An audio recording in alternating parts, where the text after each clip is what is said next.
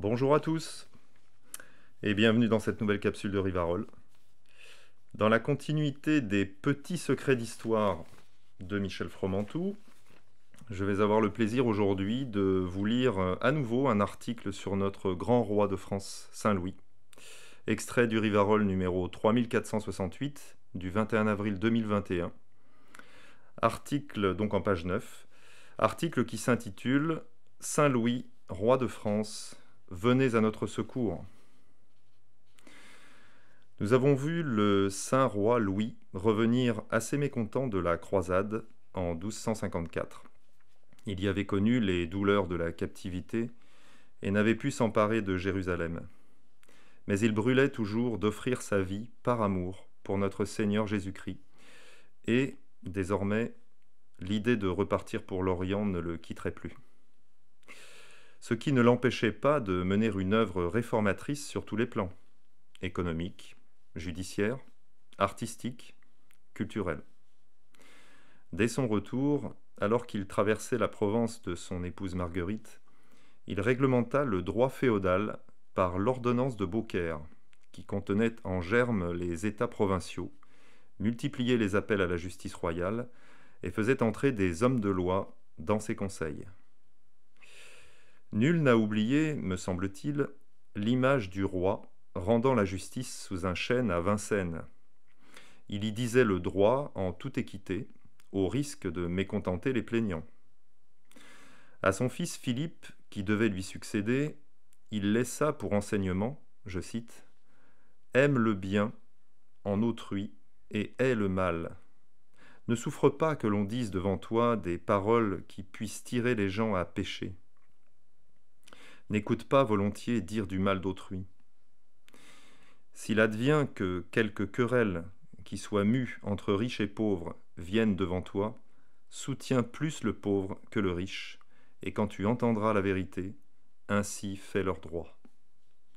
Cher fils, je t'enseigne que tu te gardes, que tu n'aies guère avec nul chrétien, et s'il te faisait quelques injures, essaye plusieurs voies, à savoir, si tu pourrais trouver quelques bonnes voies par lesquelles tu puisses recouvrer ton droit, sans que tu fisses la guerre, telle que ce soit, pour éviter les péchés qui sont faits en guerre. Le livre des métiers. Le roi menait une vie sévère et appliquée, mais il savait se donner du loisir avec ses amis et entretenir des propos agréables. On dit que, de temps en temps, il riait de très bon cœur.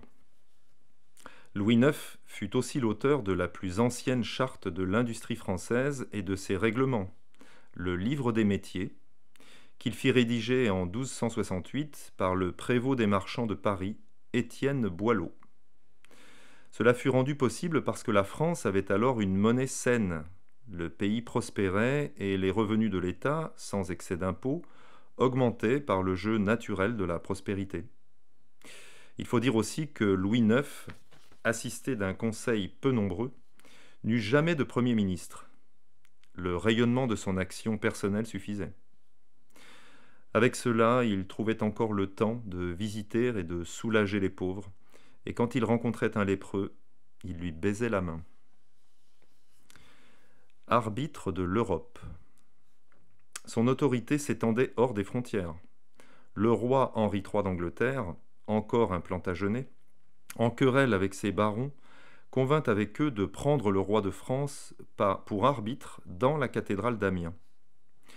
On a souvent voulu voir un scrupule excessif dans la transaction par laquelle le roi de France rétrocédait à celui d'Angleterre le Limousin, le Périgord, une partie du Quercy, comme dépendant du duché de Guyenne. Cette politique de concession était au contraire une excellente occasion pour le roi capétien de forcer le roi anglais à rendre l'hommage féodal, abandonné depuis plus de 50 ans par l'ignoble Jean sans Terre. N'oublions pas que les deux rois étaient cousins et beaux-frères, Henri III ayant épousé en 1236 Éléonore de Provence, 1223-1291, sœur de la reine de France, Marguerite, 1221-1295.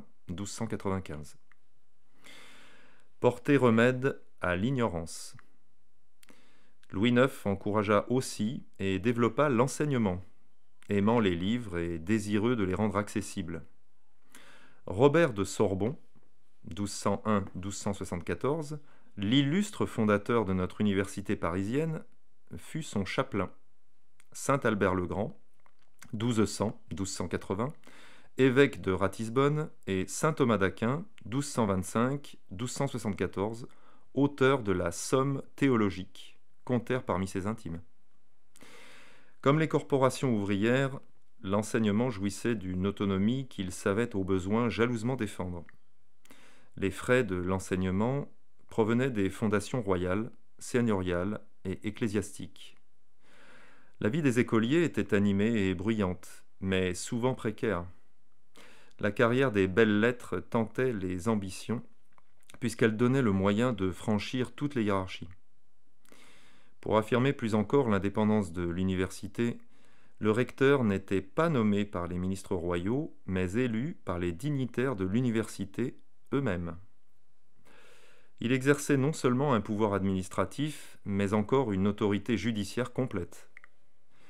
Une place était réservée à l'enseignement primaire sous le nom de petites écoles, où l'on apprenait à lire, à écrire, à compter. Les campagnes avaient elles aussi leurs écoles, fondées par le clergé ou le seigneur, soutenues par les communautés locales. Les curés choisissaient les clercs chargés d'enseigner. Ces écoles servaient efficacement à promouvoir des sujets d'élite. Cela engendrait une abondante production littéraire et artistique qui se manifestait dans les multiples chefs-d'œuvre des imagiers, où la belle ironie et la finesse populaire, illustrant les fabliaux, voire s'affichant au tympan des vieilles églises ou cathédrales. Les cathédrales.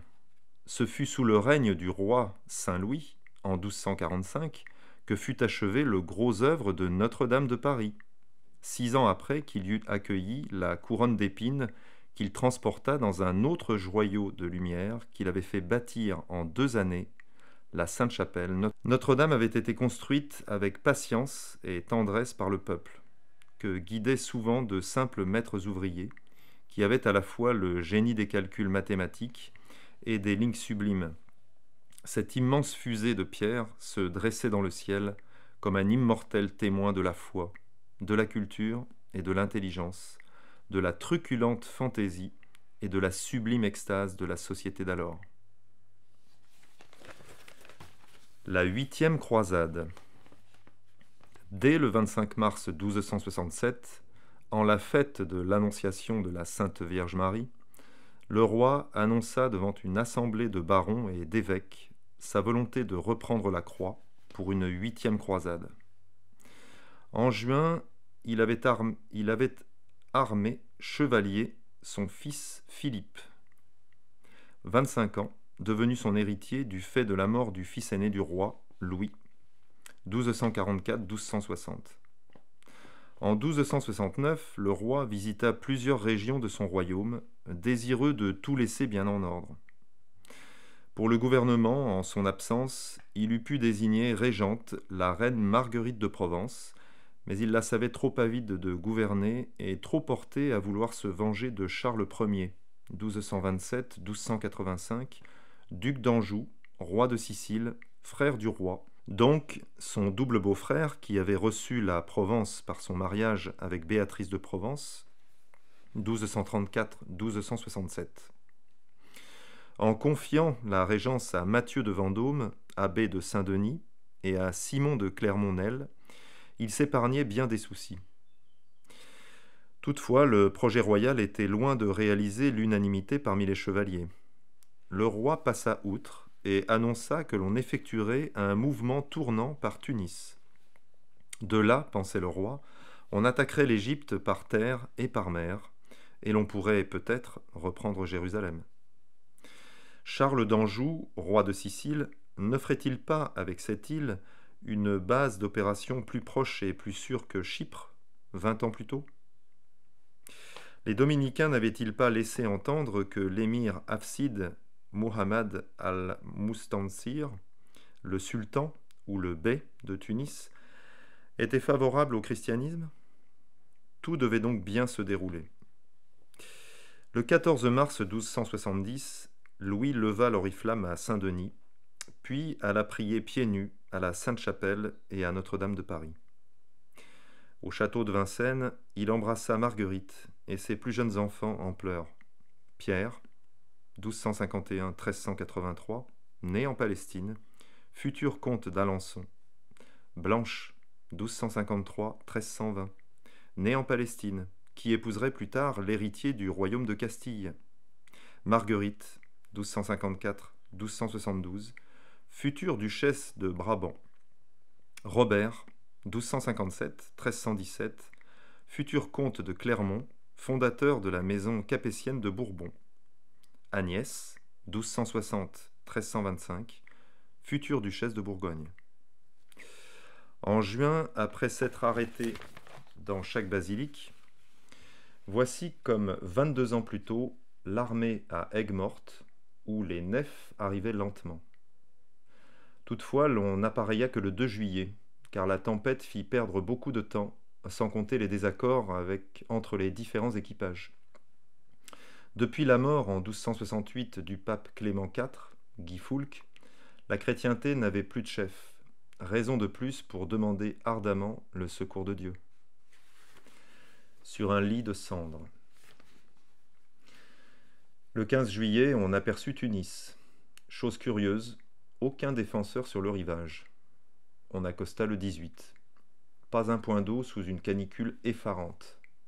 On s'empara facilement du château de Carthage, sous le harcèlement de quelques Tunisiens, mais l'on ne tarda pas à comprendre que les braves dominicains avaient pris leur saint désir pour des réalités. Le sultan de Tunis voulait bel et bien la guerre. Louis était dans la pire des situations pour l'affronter. Son armée fut très vite décimée, gagnée par la dysenterie et le typhus. L'air devenait de plus en plus irrespirable. Les meilleurs chevaliers moururent. Le roi gisait quand on vint lui apprendre avec 1000 ménagements que son fils bien-aimé Jean Tristan, comte de Nevers, 20 ans, né le 8 avril 1250, pendant sa captivité à Mansoura, était déjà mort le 3 août. Alors Louis, à bout de force, dicta ses admirables instructions au prince héritier Philippe, futur Philippe III. Le dimanche 24 août, se détachant de plus en plus du monde, bien qu'encore soucieux des moyens d'amener le sultan à la foi chrétienne, il se confessa et reçut le saint viatique, puis entra en prière, étendu sur un lit de cendres en forme de croix. Il trépassa le 25 août 1270 à 3 heures de l'après-midi, l'heure même où avait expiré le Christ au Golgotha. Aussitôt Philippe, devenu Philippe III, reçut l'hommage des barons, tandis que Charles d'Anjou, roi de Sicile, arrivant tardivement, se suppléait à son neveu, trop abasourdi par l'événement. Il infligea une cuisante leçon au sultan, lequel fut contraint de négocier une trêve de 10 ans et de donner toute liberté aux missionnaires et aux marchands chrétiens. Tout n'avait donc pas été vain, et Tunis sentait comme un frisson la victoire morale de Louis dans sa mort. Un frisson de sainteté. L'épidémie n'ayant pas régressé, Philippe III ordonna pour le 11 novembre le rembarquement pour la France. 27 ans après sa mort, l'Église plaça Louis parmi les saints de l'Église universelle, mais de tous les villages de France, c'étaient tous les habitants en pleurs qui se pressaient avec les petits-enfants à guérir pour lui faire cortège lorsqu'on ramena sa dépouille de la terre d'Afrique. Cette terre d'Afrique où il était mort, réaffirmant la tradition française à revendiquer sur ce sol l'héritage de la Rome des empereurs et de la Rome des martyrs. Louis fut canonisé le 11 août 1297 par le pape Boniface VIII, Benedetto Caetani, 1235-1303, sous le nom Saint Louis de France. Comme le dit le duc de Lévis-Mirepoix, on ne peut quitter Louis sans le considérer dans son charme mystique, dans cette grâce aérienne de son âme, dans cette fraîcheur que son nom évoque, dans cette vision qu'il représente du printemps de la France. Il a toujours voulu épargner à son pays la moindre souillure d'un blasphème, et il a toujours veillé à ce que les lois respectassent la souveraineté de Dieu sur la nation française créée par Clovis. Implorons le Saint Roi pour qu'il apaise la colère de Dieu sur notre pays, qui continue d'envoyer chaque année 220 000 enfants au feu par l'avortement, et qui se permet d'intervenir dans les lois mêmes de la procréation et de la mort. Saint Louis de France, venez vite à notre secours.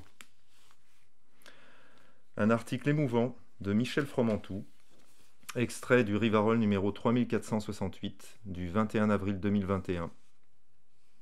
Chers amis auditeurs de Rivarol Audio, je vous demande d'avoir une petite pensée émue pour ce grand et saint roi qu'était Louis IX, notre Saint Louis. Chers amis, à bientôt pour une nouvelle capsule.